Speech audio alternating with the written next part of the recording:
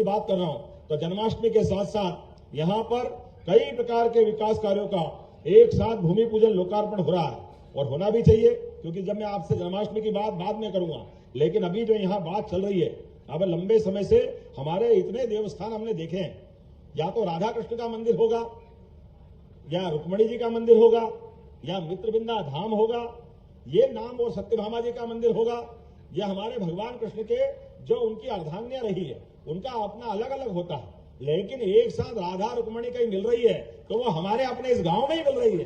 क्या आनंद आया देख करके, एक साथ समान रूप से भगवान कृष्ण ने जिनको स्थान दिया, इसी को तो रायसेन कहते हैं, जो राय सब पे असर डाले, जो राय सबकी सुनी जाए, जो राय सबकी मानी जाए, वही रायसेन की आवाज होती है। इस बात का आनंद है जिसने रायसेन का नाम रखा होगा, इन सारी विशेषताओं के बलबूते पर भोपाल के नजदीक इस रायसेन के आधार पर जब मैं आपसे बात कर रहा हूं, तो यहाँ पर आज भगवान कृष्ण के साथ साथ कई प्रकार के विकास कार्य लोकार्पण की बात भी हो रही है। यहाँ जब हम गिनती करें तो कितने प्रकार के काम बता रहे हैं, यहाँ 106 करोड़ के काम, 136 और छूट रहे थे, वो बताओ 136 करोड़ के काम, जोरदार अभिनंदन करें। मैं दोहराऊंगा नहीं, इतने सारे काम यहाँ लोकार्पण भूमि पूजन हो रहे हैं एक के बाद एक। और इसी आधार पर जब मैं दूसरी बात आपसे कर रहा हूं, तो अपने बीच में यहाँ जो मुझे मंदिर बताया गया, भगवान बुलाते हैं और भगवान ही मौका देते हैं। मैं क्या कौन करने वाला हूँ, भगवान ने मौका दिया, भगवान ने कहा इधर आओ, तो मुख्यमंत्री तो बन गए लेकिन मेरे पास नहीं आए, 20 साल पहले आए थे। हमने कहा जरूर आएंगे, भगवान को प्रणाम करेंगे, जैसा आप मंदिर चाहोगे भव्य मंदिर बनेगा। जोरदार अभिनंदन करें अपने इस धाम के लिए।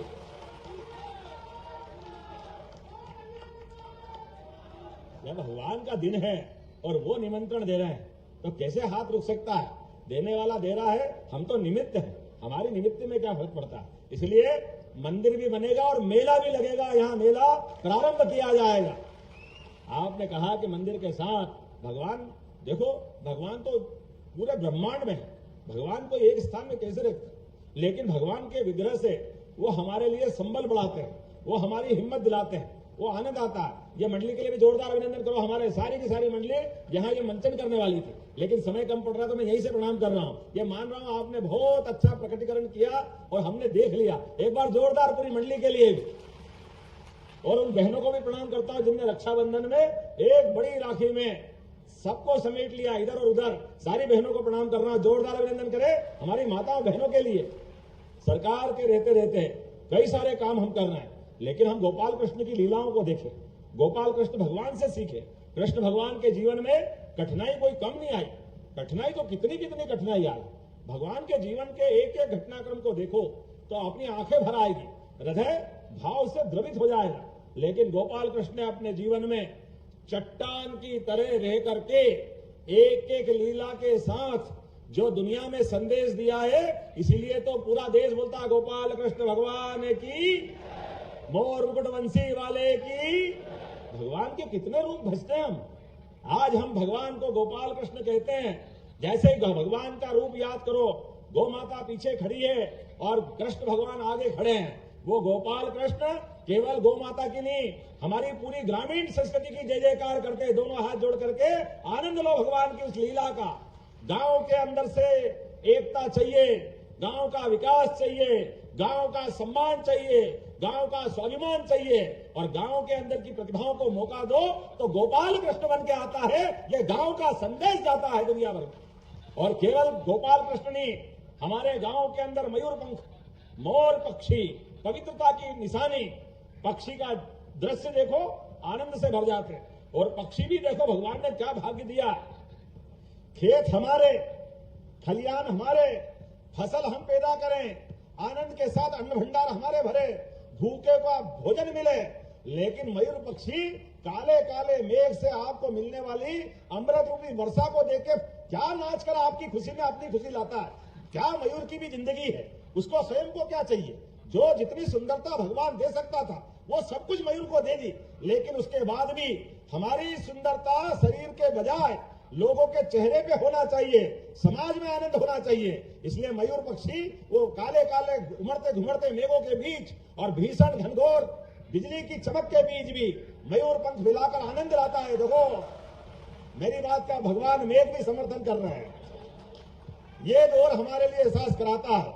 इसलिए भगवान ने उस दौर में जब एक तरफ बड़े बड़े लोग सोने के मुकुट, चांदी के मुकुट, हीरे पन्ने पता नहीं क्या क्या लगाते थे, लेकिन गोपाल कृष्ण ने सदैव मोर मुकुट लगा करके संदेश दिया है। बोले मोर मुकुट बंसी वाले की। संगीत, नृत्य, उत्सव, इनसे हमारी संस्कृति पलती फलती फूलती आगे बढ़ती है। इसलिए भगवान कृष्ण ने राधा के साथ रास रचा करके बाल गोपाल को साथ लेकर के संगठन में शक्ति है ये संदेश भी देने का काम किया। और दुनिया की सबसे बड़ी ताकतों से भी हम भले ही उम्र में कम हो लेकिन बड़ी से बड़ी चुनौती का सामना कर सकते हैं। ये गोपाल कृष्ण ने कंस को घर में मारकर एहसास कराया। कंस को मार के भगवान ने लोकतंत्र की स्थापना करी। वो चाहते तो खुद सिंहासन पे बैठ सकते थे। दुनिया का इतिहास का पहला उदाहरण है। कंस को मारने के बाद भी गोपाल कृष्ण सत्ता सिंहासन से दूर रहे, पढ़ाई को महत्व दिया, उज्जैन शांतिपनी आश्रम आए।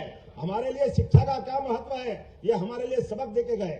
और शिक्षा भी कैसी शिक्षा, 14 विद्या, 64 कला, चारों वेद, सारे पुराण उपनिषद, सारी दुनिया की ज्ञान ध्यान लाते हुए।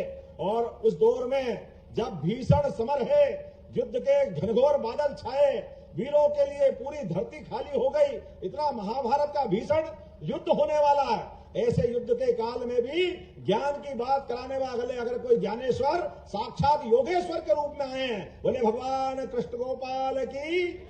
क्या उनका ज्ञान है, सारी संस्कृति का सारा ज्ञान उनके गीता के पवित्र 18 अध्याय में है।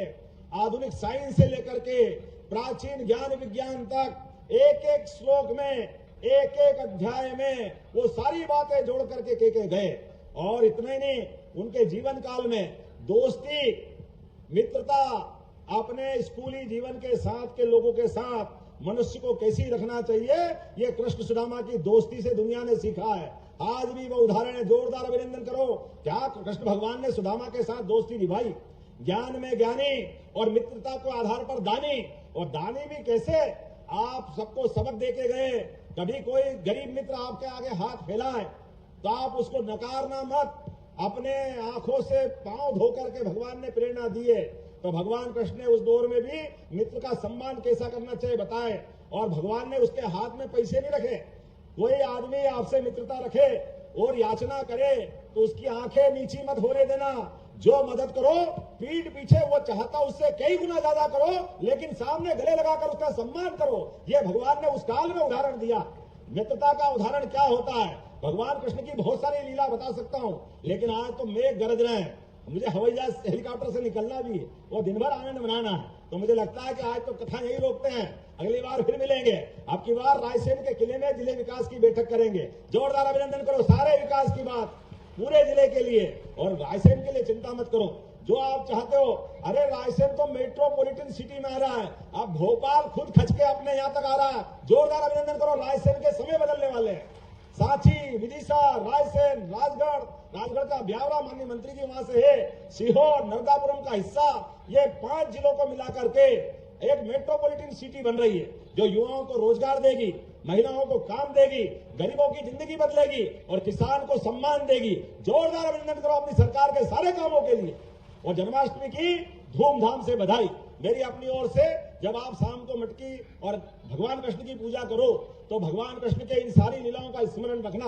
और इसके आधार पर जो हमारे विकास के बचे काम है डॉक्टर साहब, मैं वो आपकी सारी बात का ध्यान रखते हुए यही फैसला करूंगा अगली बार आने के लिए।